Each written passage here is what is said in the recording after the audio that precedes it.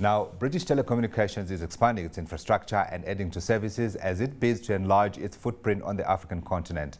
Earlier on, I spoke to Olivier Campenon, president of BT France EMEA and BT Global Services, about the firm's expansion strategy.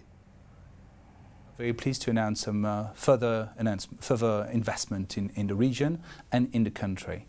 And the investment is actually threefold. It is more infrastructure, it is more services, and to manage out of it, it is more people. Right. So it's really around these three items. Yeah, of course, you're speaking about something that's very important in the sub-region. You're talking employment. How many numbers are you adding and where? We are planning to employ 170 additional people through the region, and that's sub-Saharan Africa. To be precise, in South Africa, it's going to be around 100 people, additional people joining the team here. We have 3 offices, one in Johannesburg, one in Durban, and one in Cape Town, and we're looking for experts, real experts in IT. In fact, in order to serve our customers, these large companies, we need people who understand the telecommunication industry, but also who understand the sectors that our clients are from. So to serve financial companies, we need people to understand and speak the financial language. Right. That's really the profile we're looking for. Yeah. Now, you're also putting in, of course, infrastructure onto the ground in South Africa, and you're saying you're doing this for the first time in Africa, in the world? We are pleased to expand our global network to South Africa. We were already present, sure, having worked here for so many years. We were already present in South Africa. But this time, we are developing our own infrastructure. Physically, we're going to lay down fiber in the country. How much is that? Well, it's as we know, I mean, it's part of the global network, of a global expansion. It costs a lot of money to open the streets, and this year BT will have invested around half a billion in throughout the world in infrastructure and development. So it's a lot of investment we're going through. Yeah, you're adding also, of course, additional services on the ground. Just give us a little bit of detail on that. BT has presented all of the service through its portfolio. To make it simple, we have BT Connect, which is the network that's connecting all of the customers around the world. And again, that will be expanded with the new infrastructure.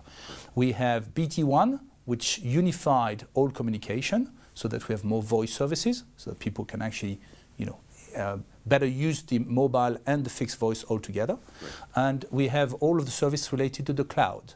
So BT will launch here in South Africa cloud services for the customers, the same as they can benefit cloud from other places in the world. And last but not least is BT Advice.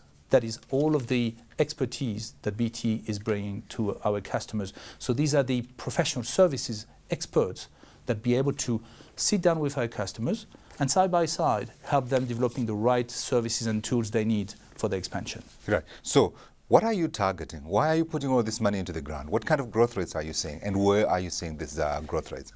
We are ambitious because we believe in this country. Sure. And today, BT is probably one of the leaders, if not the leader, global operator already in South Africa.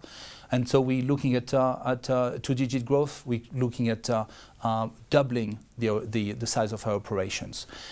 Our target customers are twofold. One, the South African companies who are expanding, the Sasol of this world, where we're actually helping them already developing their network around the globe. These are the Anglo-American of this world. These are all the banks, the ABSA, Standard. They're already connected to the BT network, right, and they can expand. But we're also serving the international companies who are investing in South Africa, who are expected to benefit from the same level of services as the one they have in the other places in the world. So these are the Unilever, these are the Procter & Gamble, Nestle, and you know, like I do, that many of them have announced high investment in Africa. It's time for us to make sure that we can go with that development. Where in Africa are you seeing this growth? That growth is for us around 3 hubs. So we have an important hub here in Johannesburg to cover sub-Saharan Africa. Right. We've also selected a hub in Middle East, in Dubai, and a hub in Turkey. Through these 3 hubs, BT can actually cover all of the support to our customers in this region. Yeah. What kind of growth rates are you seeing? When people talk about Africa, as I said at the beginning, they speak a lot about a continent that's ripe with opportunity, and they talk about sometimes double-digit growth that they see when they look at Africa. In terms of your spend and what you are targeting, what kind of growth rates are you seeing? Because BT is positioned on the business market, it's a very specific market, as you would imagine. Sure. That we've established that the market for all of the region, for all of Middle East and Africa, is in a range of 5.5 billion potential, right. And we believe that Sub-Saharan Africa is probably about 2 billion of this. So it's in itself, it's a pretty attractive market, which again continue to grow at a time where some of the economy in other places are flattened. Clearly, we see here a high potential. Yeah, but of course, doing business in Africa is not an easy thing. There are challenges all over the continent, including here in South Africa. Now, in terms of the investment that you're bringing in, the governments that you've had to deal with to bring in that investment, how easy has it been? Well, the two main challenges are in our world is first the people. We want to attract the best people. Yeah, and it's not so easy to find the skills in Africa. Even if I say so myself. I still believe that I'm always amazed by the quality of people we can find and their motivation. And I think that makes all the difference.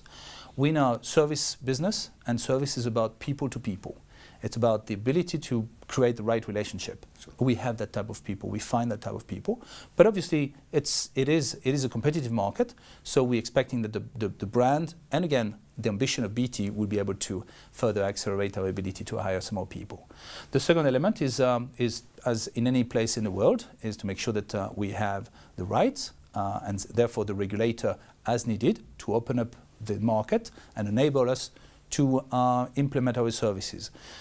We have been granted all of the licenses, and therefore today we're in a position to launch all of the services I talked to you about. Sure. So we're already there, and we are in a good position to benefit from the investment we've made in the infrastructure, in the sea cables going around Africa. With these sea cables, we are connected South Africa to the world, and we're connecting the world to South Africa.